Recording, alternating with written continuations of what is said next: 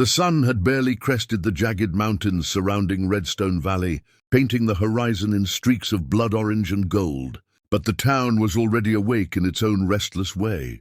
Dust swirled along the wooden sidewalks, whipped by the early morning wind that carried the scent of dry earth and smoke.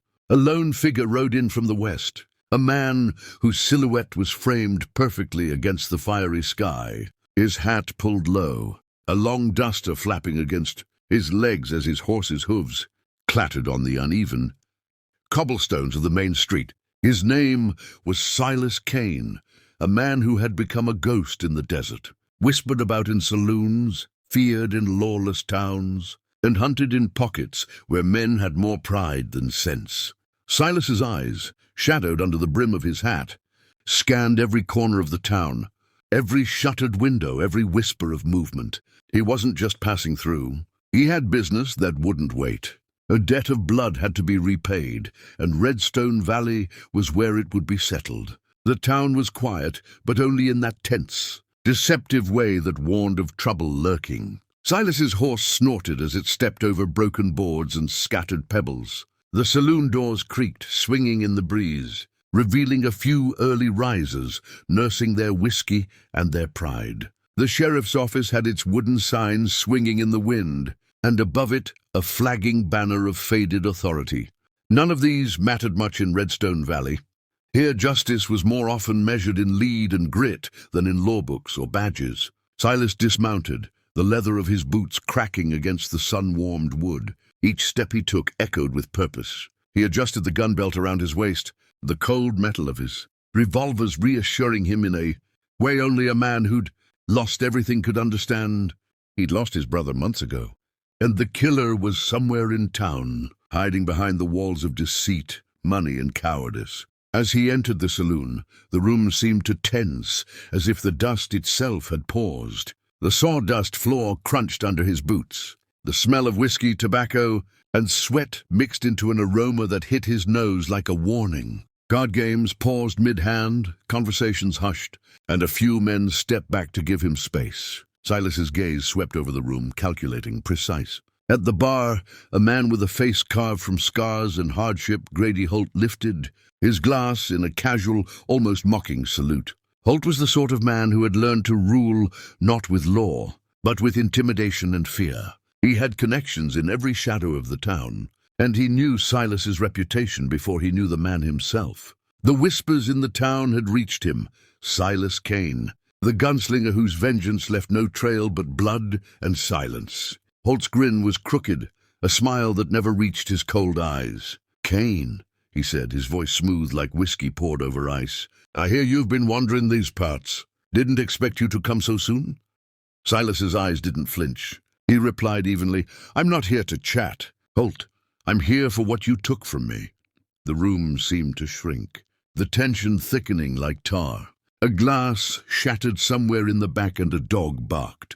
Holt leaned back, swirling the amber liquid in his glass, a predator enjoying the spectacle of its prey, walking in plain sight. "Justice is expensive, stranger," Holt said, his voice low.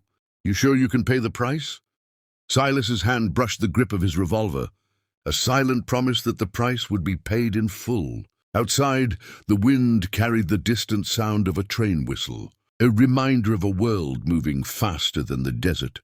But inside the saloon, time slowed. Men measured each other with subtle glances, hands inching toward their holsters, eyes flicking between the newcomers. Silas moved to the bar, placing a single coin on the counter. "Whiskey," he said. "No more, no less." He could feel the eyes on him, curious, fearful, and calculating. The bartender poured without a word, knowing better than to speak unnecessarily. Silence in Redstone Valley often preceded chaos, and today was no exception.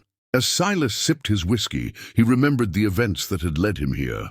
His brother, Micah Kane, had been one of the few people he trusted in a world that didn't reward loyalty. But Holt's men had ambushed Micah over a debt that was never theirs to collect, a debt rooted in greed and malice. Silas had found his brother's body days later, left on the edge of the canyon like an offering to the sun. He'd sworn vengeance then, and every mile he'd ridden since had been in service of that oath. There were no shortcuts, no mercy, no hesitation. And now Holt sat across the room, grinning. Confident in his network and his armor of fear, the first move came from a minor thug at the far end of the saloon. A desperate man trying to earn favor with Holt. He lunged at Silas, a crude knife raised high. Silas's reflexes were precise, honed by months of living on the run and training in the unforgiving deserts of the West.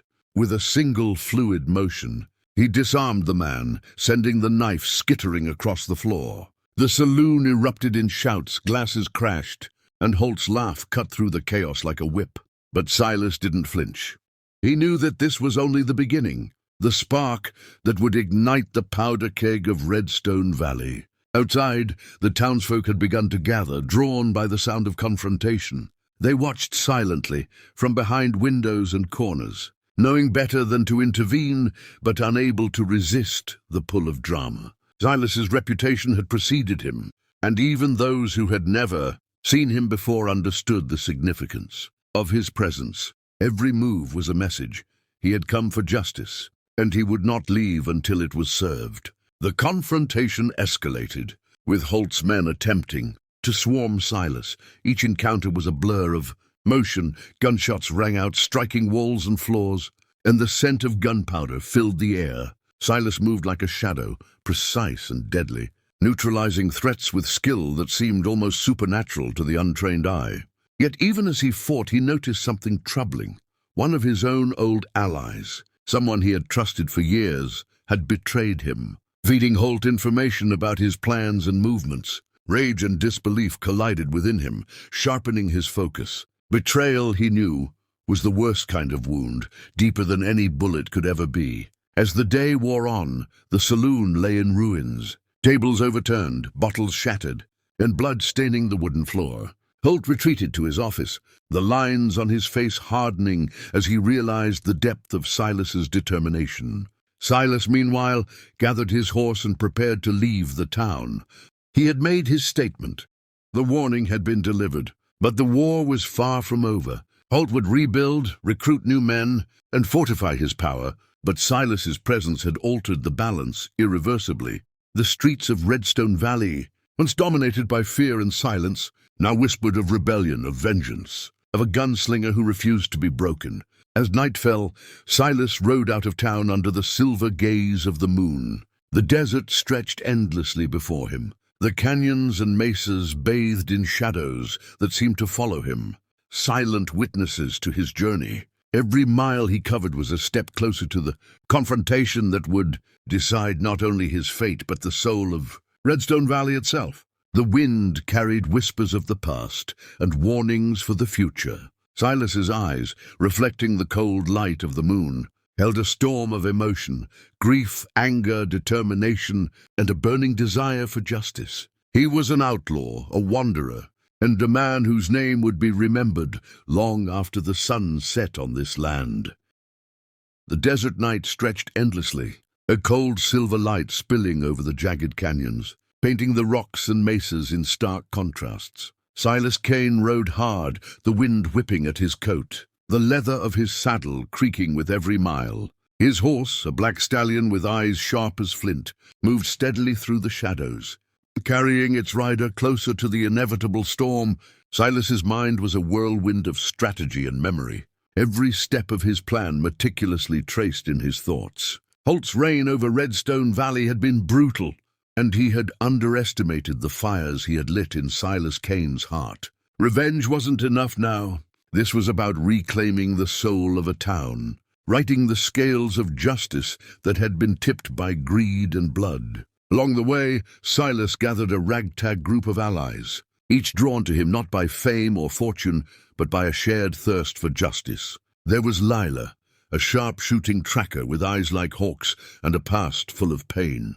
Marcus, a former lawman turned outlaw, who knew Holt's tactics inside and out. And Juniper, a silent fighter with a knife for every situation and an intuition that bordered on preternatural. Together, they formed a force that could challenge even Holt's iron grip. They rode through the night, scouting, planning ambushes, and sharing stories of past losses.